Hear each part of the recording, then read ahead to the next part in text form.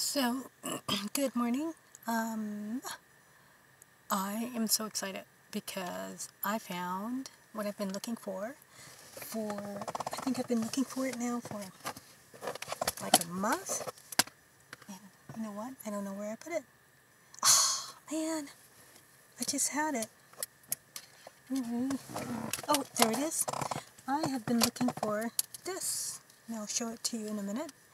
I've been looking for this because in order to use this, which is basically a drawing pad, in order to use this, I need this. And so what happened was that I misplaced it, and so the thing is, it's hard to use a mouse. A mouse it's not as precise and doesn't have a point like a drawing pad with a pen. So in order for me to get what I need done, I needed to find this pen because I can't really do hair without it. So anyway, so I finally found it, and I just happened to find it too. And I've been trying to make do and tried several different things to try to emulate the pen, but it just wasn't working. So I pretty much given up finding it, but just so happened today I looked under my seat and I found it. I was like, wow, yeah, now I'm really excited.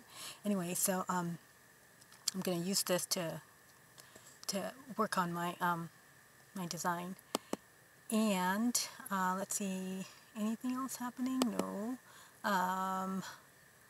So I used all my gigs today, or this I used all my gigs for, you know how you use your, like I can use my phone, I can open the internet in order to have my computer run on the internet. Unfortunately, I used all the gigs this weekend. I couldn't believe it.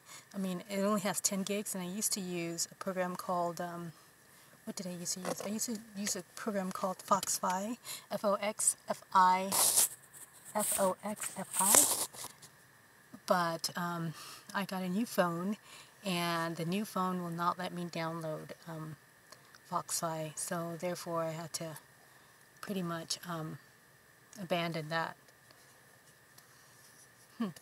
It's not working. But I have two of these, so I'll try the other one. Oh, okay, so, you know, one of the things I feel, there's this YouTuber, and I sometimes watch her, I watch her, or I try to watch her videos, and I've pretty much given up on it. And, it's not that, it's not that I don't believe she can accomplish what she wants to accomplish. It's that you can't live on your past successes. And I think I learned that pretty early about America. In America, you don't get to live on your past successes. It's about the here and now. Oh, well, and I used to have people tell me that too. Oh, well, that's nice. So you used to dance ballet, but so what are you doing now? And that's the thing, is that, like I said, you cannot live on your past successes. You have to live on the here and now. And she did not realize that, or she's claiming that she can be a successful YouTuber like some others. She can make, a living off YouTube, which is fine.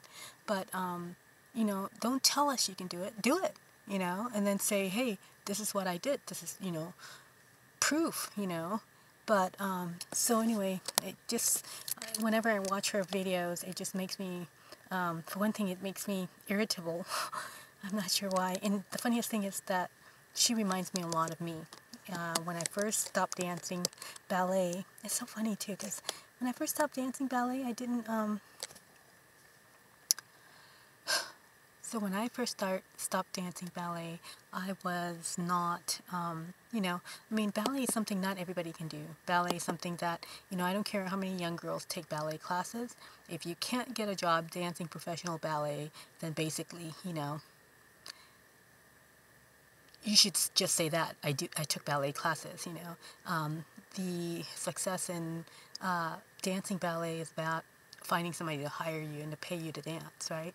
So, and I did dance in Idaho, and I know a lot of times I tell people, I dance in Idaho because Idaho is a small little hick, small little hick state, nobody thinks that it's credible. Well, while I dance in, while I danced in Idaho, for one thing, dancing takes a lot of talent, and not everybody can do it. And I remember a lot of people saying, well, it's a small town. How can a ballet be if you are in Idaho, of all places? Well, a lot of companies, a lot of people would audition for our ballet company from all over, not only all over the world, but all over the U.S. from really prestigious schools. And I did get a scholarship to San Francisco Ballet, and I trained there for a summer. I got a scholarship to Pacific Northwest Ballet, and I trained there for a summer.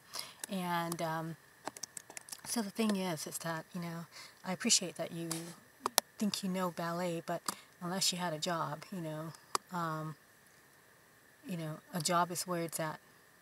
And so something's going on with my pen. But anyway, so, I mean, I appreciate young girls who dance ballet, and I understand that it takes a lot to dance ballet, but, the the total sum of dancing ballet is to have dance professionally. It's like if you haven't danced professionally, what's the point? So I feel very I feel happy, and I feel privileged to have been able to dance ballet, because the whole while I was in ballet, I think we only had one black boy, and he was like the only other black dancer that danced while I was dancing. No, actually we had two, and but they weren't there at the same time. But no African American girls. And it's so funny because in ballet, men can make it a lot easier as far as finding a company. Men, and that's the truth with men, and whether they're black or white or Asian or whatever else, their ballet needs men so much that, while it's unfound to find a black person dancing ballet, most companies tend to have a black ballet company. So, anyway. So yeah, I mean, I try not to listen to people who, think that because I dance for a small company, I was not, a credible ballet dancer. And I have to tell you this too, is that the director that brought me over to Idaho to dance for his company was black, and he danced for San Francisco Ballet. His name was Paul Mitchell. And he was dancing for San Francisco at the time and about to retire, and became director in Idaho. And he saw me in my little school. He set a ballet to my little school, and he asked me if I could come and dance with him. So I said yeah. And after he actually left Idaho, and he had AIDS, and he left Idaho at one point, and it was kind of sad, I think I knew that he was dying from AIDS, and it was very, very sad. And so he got really sick, and he pretty much had to stop directing, and he moved back to California, and I never did see him again. And I remember feeling really sad about that, because I kind of felt like he abandoned me. You know, he brought me to dance for him in Idaho, and then he abandoned me. But what happened next was I auditioned for the new director that they hired, and the new director and I auditioned for him. Yeah, I think I said that just now. But anyway, so I auditioned for the new director, and the new director hired me. And from then on, I danced for him for another couple of years. But I'll have to tell you about that director, because some really weird stuff happened. But so yeah, so I danced for the new director, and some stuff happened with him, and they removed him and found another director. But in the meantime,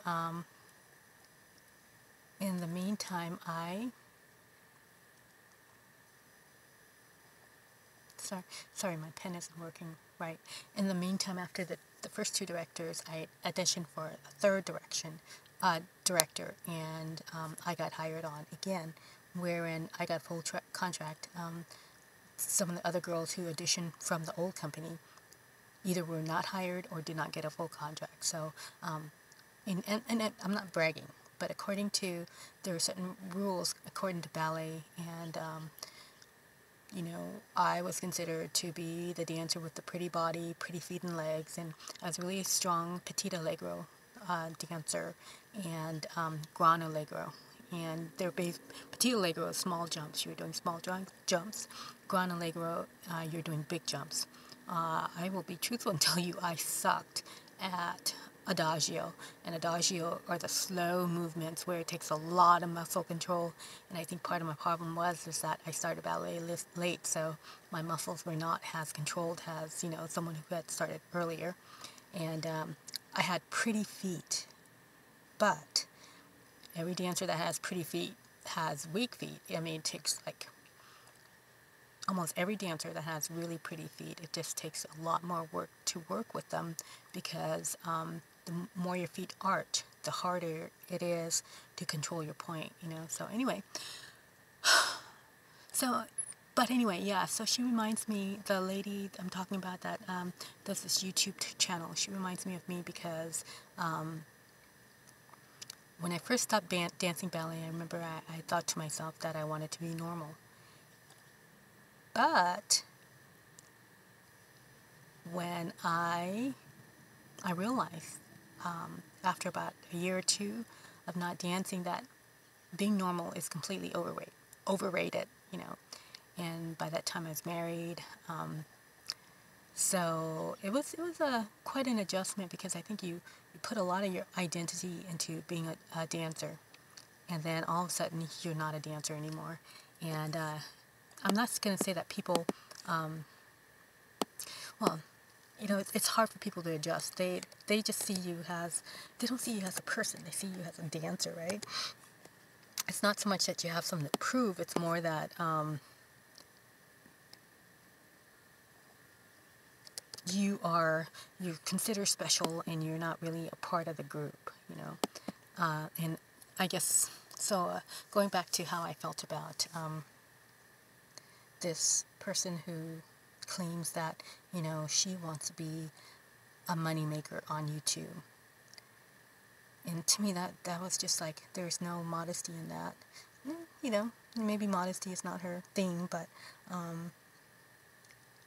I felt like after I stopped dancing, after a couple of years, and especially after I got divorced, I was like her, you know, expecting people to do things for me, because after all, you know, I was a ballet dancer, and I was this, and, you know, I did that, and blah, blah, blah, right? So, so yeah, I guess that's why I feel like I'm short with her, and I'm not impatient, but I'm, you know, everything she says irritates me. And it's so funny, because as far as us, the way, like, I'll be listening to her, and she can't get the words that she's searching for to use, and whenever I watch her videos, it seems she just rambles, you know. And there's no cohesion to it. And I feel sorry that I feel this way, but I'm sorry. If you think that you want to be a big YouTube moneymaker, you're going to have to give us more than just sitting in your van, eating your food, and talking. People who make a lot of money on YouTube have something to offer more than just chatter. Even if you're talking about a special, if you're a life coach or you're whatever you are, and you're just talking, well, you have to have your information together.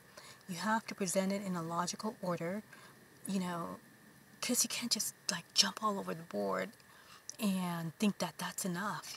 That's not enough. If I'm gonna support you in YouTube, I want to get my money's worth. And she talked about another vanner who makes money off YouTube. I mean, and surprisingly, she doesn't.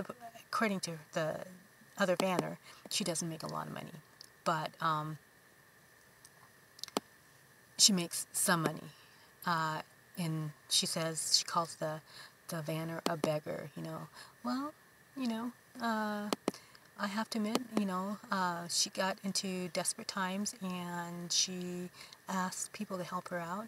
But this other YouTuber contributes something. She gives you something back. She has a book club and you guys read the book and you discuss it. Or she has earrings she sells, or she has stickers.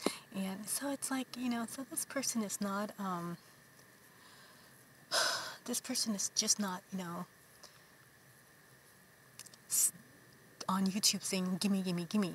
She has provided a service for people, and she has provided comfort for people, and people look up to her, and sure, sometimes I find her videos a little, like I would watch her videos, and I think, my goodness, it's like, okay, how many times can you rearrange your van, and but at least she tries, and she doesn't sit in the driver's seat and eat her food, and while you're looking down her mouth because she's chewing and smacking in your ear. I mean, I would not help it. I mean, I would not pay anybody to eat in front of me. Plus, I was taught that, I mean, we're all brought up that way, that, one, when you're eating and there are others around, you either offer them some or you don't eat. And because she's not with us, she can't offer us some. So I don't see anything exciting or informative or whatever to watch somebody sit there and eat and tell me all this random stuff that means nothing, I don't know, maybe I'm being judgmental, but that's not for me. But one of the reasons I keep going back to her channel, because I always think, well, you know what?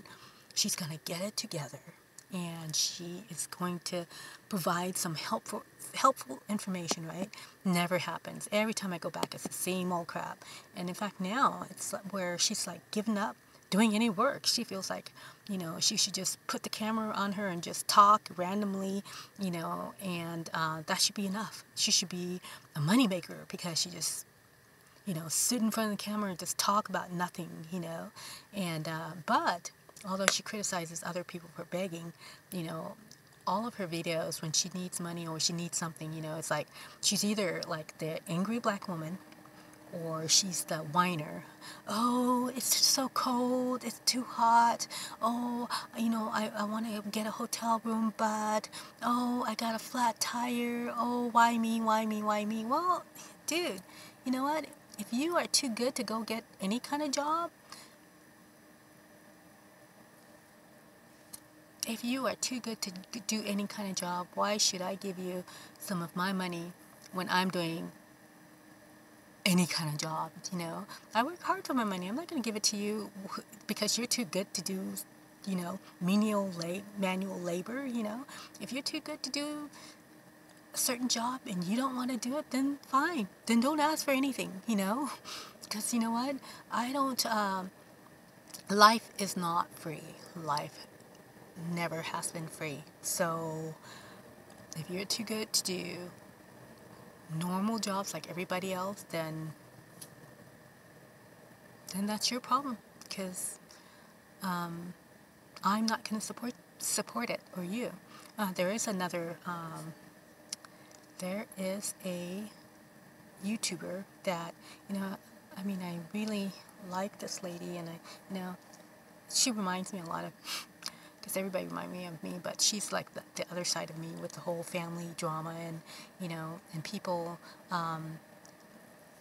trying to use her, because that's the thing about people. They will try to use you, and you really have to put your foot down and say, no, I'm not going to be used. And so anyway, she constantly has a